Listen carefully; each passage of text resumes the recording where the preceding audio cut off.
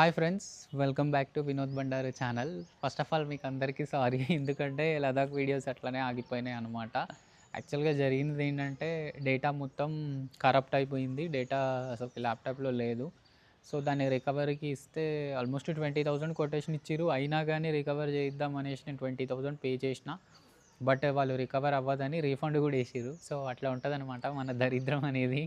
Trip మొత్తం complete చేసుకొచ్చుకున్నాక data పోయింది. డబ్బులు పెట్టడానికి రెడీగా ఉన్నా కానీ డేటా రాలేదన్నమాట. సో ఇంకా తర్వాత ఇంకా నేను కూడా కొంచెం డిప్రెస్డ్ ఫీల్ ఉండే, ఇక పక్కకు పెట్టేసి అన్నీ కొన్ని రోజులు నా జాబ్ మీద ఫోకస్ చేసుకున్నా. సో ఇప్పుడు కొంచెం ఫ్రీ టైం అయితే దొరికింది. ఈలోపు మన కారు కూడా 50,000 కిలోమీటర్స్ సర్వీస్కి రెడీ అయిపోయిందనమాట. సో ఈరోజు వీడియో వచ్చేసరికి 50,000 కిలోమీటర్స్ సర్వీస్ వీడియో అనమాట. ఈరోజు స్టార్ట్ అవుతున్నాము సర్వీస్కి. మనము సేమ్ లాస్ట్ చేయించినట్టు నల్గొండ సర్వీస్ సెంటర్లోనే చేయిద్దాము. మీరు కోల్డ్ స్టార్ట్ చేసేటప్పుడు కొంచెం ఒక 2 టైమ్స్ ఇలాగ చేయండి. ఎందుకంటే లాస్ట్ నేను వెన్స్డే అనుకుంటా ఆఫీస్కి వెళ్ళింది, కార్ తీసింది, ఆ తర్వాత కార్ తీయలేదు. సో అందుకే ఒకసారి ఇలా ఆన్ చేసుకొని ఒక 20 సెకండ్స్ ఆగి మళ్ళీ సేమ్ ఆఫ్ చేసి మొత్తం తీసి మళ్ళీ ప్లేస్ చేసి మళ్ళీ ఒకసారి 1 to 2 టైమ్స్ ఇలా చేసిన తర్వాత ఇంజన్ అనేది స్టార్ట్ చేసుకోవాలన్నమాట. లైట్స్, ఆ మ్యూజిక్ వస్తుంది కదా టింగ్ టింగ్ అని, అంతా పోయినాక ఈజీగా స్టార్ట్ అవుతుంది అనమాట. సో ఇప్పటి వరకు దీంట్లో ప్రాబ్లమ్స్ ఏంటంటే లాస్ట్ టైము కొంచెం బ్రేక్ ప్యాడ్స్ అరిగిపోయినాయి అది ఇది అన్నారు. బట్ నాకైతే అంతేం అనిపించలేదు. నాకు బ్రేకింగ్ పవర్ కూడా ఎక్కడ తగ్గినట్టు అనిపించలేదు. దో మనం ఒక సెట్ బ్రేక్ ప్యాడ్ రెడీగా తెచ్చి పెట్టుకున్నాము. బట్ మా ఫ్రెండ్ దగ్గర ఉంది. వీళ్ళు ఒకవేళ అరిగిపోయినాయి అంటే నేను బయట ఇన్స్టాల్ చేయించేస్తా బ్రేక్ ప్యాడ్స్. ఇంకా డిస్క్ రౌటర్స్ అనేవి మంచిగానే ఉంటాయి, ఒకసారి వాళ్ళతోటి పేపర్ కొట్టిస్తే సరిపోతుంది. పర్ఫార్మెన్స్ అంతా బాగానే ఉంది. ఆ ఇంజన్ చెక్ లైట్ చెప్పినా కదా, అది ఇంకా అలాగే ఉంది. కొత్త ఇష్యూ ఏంటంటే బండ్లో ఇక్కడ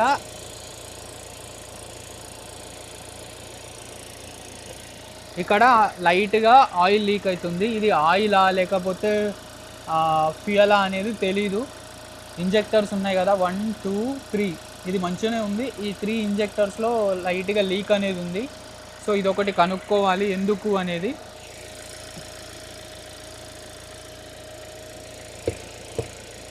అలాగే మనకు ఇంత ముందుకు లైక్ ఆయన చెప్పిండు కదా డిపిఎఫ్ అయితే ఇది బాగానే ఉంది అని. సో ఈ డిఫరెన్షియల్ ప్రెషర్ సెన్సార్ ఒకటి ఉంది కదా, దానివల్లనే మనకు అటు ఇటు అవుతుంది. సో వాళ్ళని ఇంకా నేను అడుగుతా, ఈసారి డిఫరెన్షియల్ సెన్సార్ అదొకటి, ప్రెషర్ సెన్సార్ ఒకటి చేంజ్ చేయండి అని అడుగుతా.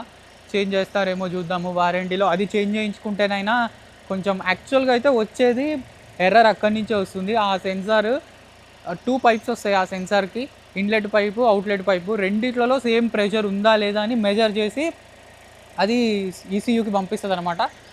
సేమ్ లేనప్పుడు ఇంజన్ చెక్ లైట్ త్రో చేస్తుంది. That's the funda. సో ఈ సెన్సార్ మార్చుకుంటే మనకి మ్యాక్సిమం ఈ ఇంజన్ చెక్ లైట్ ఇష్యూ తగ్గుతుందని అనుకుంటున్నాను నేను. ఇవన్నమాట మేజర్గా అయితే ఏం లేవు. ఆ 50,000 కిలోమీటర్ సర్వీస్లో కూడా ఇంజన్ ఆయిల్ ఫిల్టర్ ఇవి రెండే చేంజ్ ఉంటాయి. వీల్ అలైన్మెంట్, వీల్ బ్యాలెన్సింగ్, అంతే, ఈ 4 అన్నమాట. సో ఇంకా లేట్ చేయకుండా స్టార్ట్ అయిపోదాం. వీలైనంత వరకు ఫస్ట్ బండి మనదే పెట్టేలాగా చూద్దాము. గైజ్ ఇప్పుడు స్టార్ట్ అయిపోయినాం మనము. సో నేను మీకు ఎప్పుడు చెప్పేదే, మీ బండి సర్వీస్కి వెళ్ళే ముందు ఏం చేస్తారంటే ఆ బుక్ ఇస్తారు కదా, ఆ బుక్లో మెయింటెనెన్స్ అని ఒక పేజ్ ఉంటుంది. ఆ పేజ్లో మీరు ఈ 5th సర్వీసు 50,000 కిలోమీటర్స్ సర్వీస్లో ఏమేమి చేస్తారు, ఏమేమి రీప్లేస్ చేస్తారు, ఏమేమి ఇన్స్పెక్ట్ చేస్తారు అనేది మీరు ఒకసారి చూసుకోండి. నేను చూసుకుంటే ఈ 50,000 కిలోమీటర్ సర్వీస్కి ఆ బుక్లో ఏం మెన్షన్ చేశారంటే engine oil filter, wheel balance, wheel alignment, ఇవి 4 ఉన్నాయి. రిమైనింగ్ అయితే ఈ సర్వీస్లో లేవు, నెక్స్ట్ సర్వీస్లో ఉన్నాయన్నమాట. నేనైతే ప్రతిసారి సర్వీస్ సెంటర్కి వెళ్ళిన ప్రతిసారి అంతకంటే ముందు ఇలా 3rd గేరు 70 స్పీడ్ తోటి మినిమం 30 కిలోమీటర్ ఇలాగే వెళ్తానన్నమాట. ఇలా వెళ్తే ఆ ఆర్పిఎంకి ఖచ్చితంగా ఆటోమేటిక్గా డిపిఎఫ్ అనేది సార్ట్అవుట్ చేసేస్తుంది లోపల ఉన్న సూట్ మొత్తం. సో నేను చెప్పా కదా, చూద్దాము అవుతుందా లేదా అనేది మనకు తెలుస్తుంది. ఇప్పుడు వెళ్ళి వాళ్ళతోటి కేడిఎస్ కనెక్ట్ చేపిస్తా.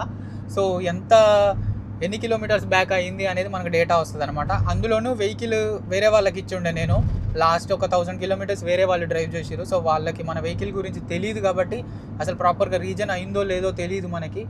ఇట్స్ బెటర్ వేరే ఎవరికైనా వెహికల్ ఇచ్చినా కానీ, లేదంటే ట్రాఫిక్లో ఒక 10 రోజులు 15 రోజులు నడిపినా కానీ హైవే మీదకి పట్టుకొచ్చేసేయండి. ఒక 30 కిలోమీటర్లు 30 నిమిషాలు 70 స్పీడ్, థర్డ్ గేర్ ముఖ్యం, బిగిలు థర్డ్ గేర్ వేసుకొని ఇట్లా వెళ్ళిపోండి. ఇలా వెళ్ళిపోతే ఈజీగా క్లియర్ అయిపోతుంది అనమాట. ఇప్పటి వరకు ఈ వెహికల్ కొని 2 ఇయర్స్ ఎబో అవుతుంది, 2 ఇయర్స్ 3 మంత్స్ అలా అవుతుంది.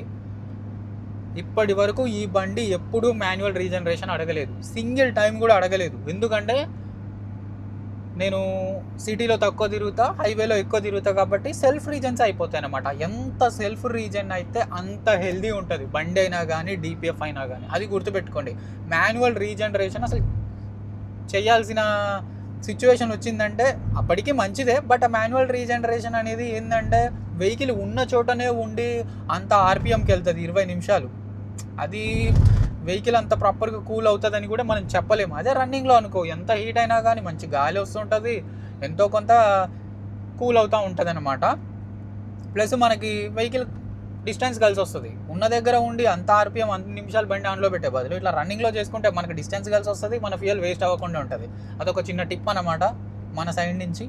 సో అది వెళ్ళినాక నేను ఒకసారి వాళ్ళతో మాట్లాడి, ఈసారి అయితే ఖచ్చితంగా మాట్లాడదా, వాళ్ళ సర్వీస్ బాగుంది, మీ సర్వీస్ బాగుంది, నాలాగా మీ సర్వీస్ సెంటర్ తెలియని వాళ్ళు చాలామంది ఉంటారు, హైదరాబాద్లో బాగా చేస్తారు అని ఇక్కడ నుంచి నాట్ ఓన్లీ సూర్యాపేట ఎక్కడెక్కడో ఒక 150 కిలోమీటర్స్ డిస్టెన్స్లో ఉండి వాళ్ళ వెహికల్ మంచిగా మెయింటైన్ చేయాలి, మంచిగా రఫ్ అండ్ టఫ్ యూజ్ చేసేటోళ్ళు అయితే ఖచ్చితంగా వాళ్ళ ఇంటి పక్కన సర్వీస్ సెంటర్ ఉన్నా కానీ వాళ్ళు అది వదిలేసి హైదరాబాద్కి వచ్చే సర్వీస్ చేయించుకుంటారు. అలాంటి వాళ్ళు ఎవరైనా ఉంటే కామెంట్ చేయండి. సో అట్లాంటి వాళ్ళకి చిన్న చిన్న సర్వీస్ సెంటర్స్లో కూడా సర్వీస్ అనేది ఎలా ఉంటుంది అనేది ఈ వీడియోలో నేను వాళ్ళతో మాట్లాడి నీట్గా ఎవ్రీ బిట్ నేను వీడియోస్ పెట్టడానికి ట్రై చేస్తా. సో గైస్, ఫైనల్గా మన కార్ సర్వీసింగ్ అయితే కంప్లీట్ అయిపోయింది. నేను అక్కడ ఎలాంటివి రికార్డ్ అయితే చేయలేదు, ఎందుకంటే వాళ్ళకి మళ్ళీ పై అథారిటీ నుంచి ఏదో ఒక ఇదైతే ఉంటుంది కదా, ప్రెషర్ ఉంటుంది. సో వాళ్ళని ఇబ్బంది పెట్టడం కూడా కరెక్ట్ కాదు. బట్ సర్వీస్ అయితే మాత్రం మంచిగా నేను దగ్గర నిలబడి చేయించుకున్నా. వాళ్ళు ఎక్కడ మీరు వెళ్ళి కూర్చోండి అని ఒక్కసారి కూడా అనలేదన్నమాట. సో ఇంకా మనది 50,000 కిలోమీటర్ల సర్వీస్ కాబట్టి ఫస్ట్ దాంట్లో భాగంగా engine oil filter, wheel balancing, wheel alignment ఇవి ఉంటాయన్నమాట. ఇప్పుడు ఏమైందంటే వీళ్ళ దగ్గర వీల్ అలైన్మెంట్, వీల్ బ్యాలెన్సింగ్ ఏదైతే ఆ మెషిన్ ఉంటుందో అది ఖరాబ్ అయిందంట. సో మీరు బయట చేయించుకోవచ్చు, అందులో వారంటీ, వైర్డ్ అయ్యే ఛాన్సెస్ అలాంటివి అయితే ఏం లేవు, సేఫ్ అన్నమాట, మీరు చేయించుకోవచ్చు అని చెప్పారు. సో ఇప్పుడు దేనికి ఎంత అయిందో చెప్తాను. ఫస్ట్ ఇక్కడ చూస్తేనేమో ఆయిల్ ఫిల్టర్ అనమాట 404 రూపాయలు అయింది.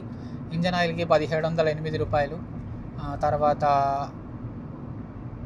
క్యాలిపర్స్కి గ్రీజ్ పెట్టారు, ఆ గ్రీజ్ కాస్ట్ 177 రూపాయలు. అలాగే ఈ టూల్ ఉంటుంది కదా, ఈ మన కేడిఎస్ ట్యాబ్ ఉంటుంది కదా, దానికి వచ్చేసి 256 రూపాయలు ఛార్జ్ చేసారు. నెక్స్ట్ ఫ్రంట్ దానికి బ్రేక్స్కి 2 బ్రేక్స్ కంప్లీట్గా వీల్స్ రిమూవ్ చేసి బ్రేక్ ప్యాడ్స్ క్లీన్ చేసి బ్రేక్ రౌటర్ పేపర్ కొట్టి బ్రేక్స్ కూడా పేపర్ కొట్టి మళ్ళీ అలాగే దాంట్లో భాగంగా ఏదైతే మనకి గ్రీజింగ్ చేసిర్రో అది ఇదంతా కలిపి లేబర్ అనమాట. లేబర్ ఇదంతా కలిపి 576 రూపాయలు అనమాట. ఇదంతా చేసినందుకు ఓన్లీ లేబర్.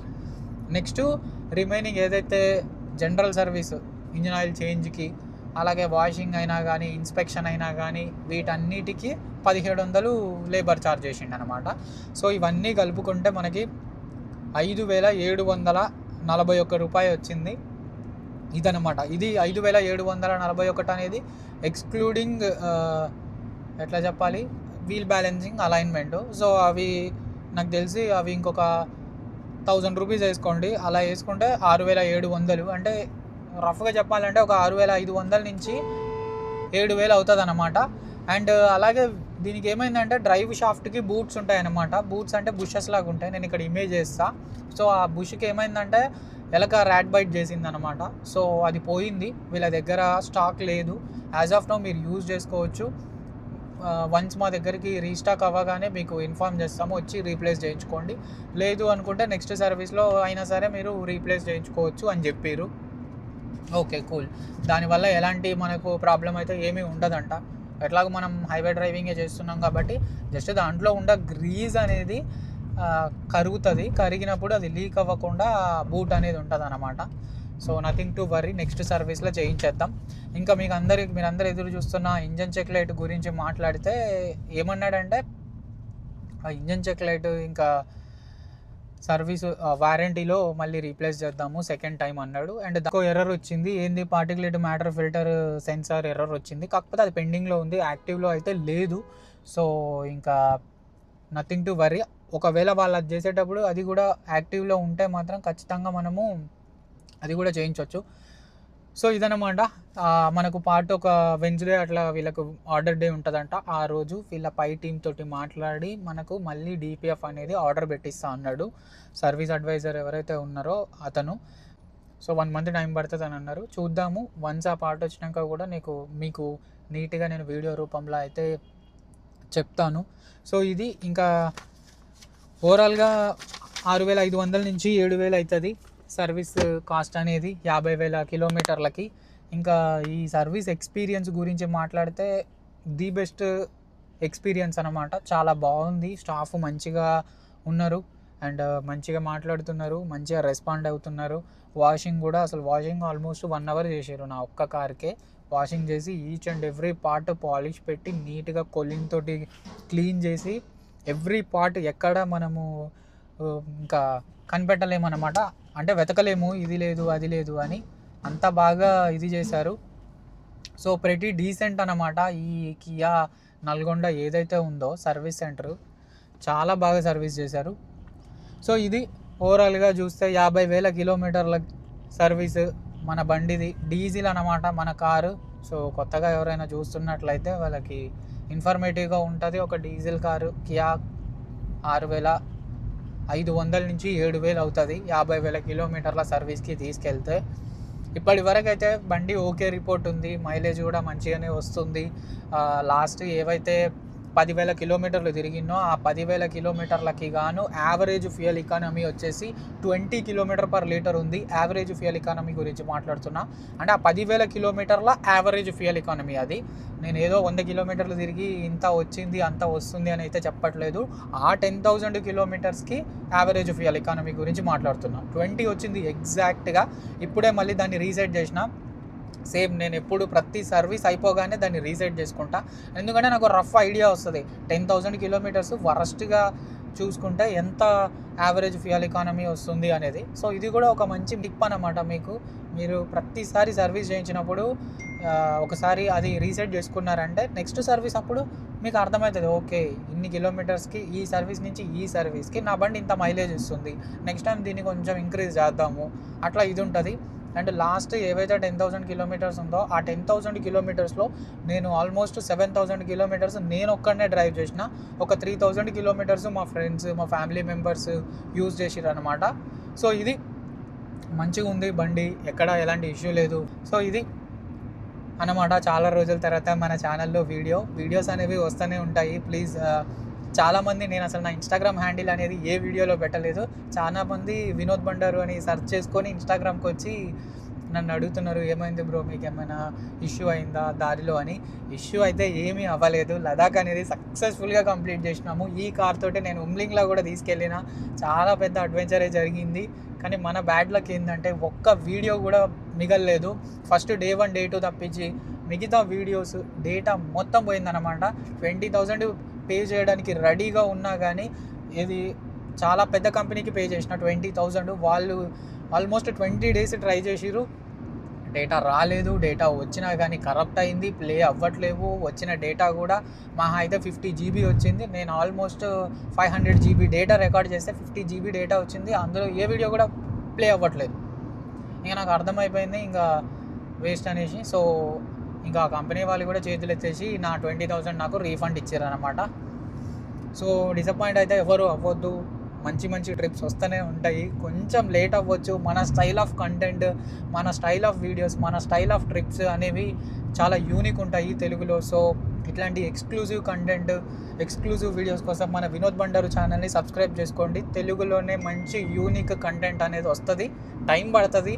ఎప్పుడైనా సరే గుడ్ థింగ్స్ అనేవి ఖచ్చితంగా టైం తీసుకుంటాయి. So stay tune to channel. See you in the next video. Bye bye.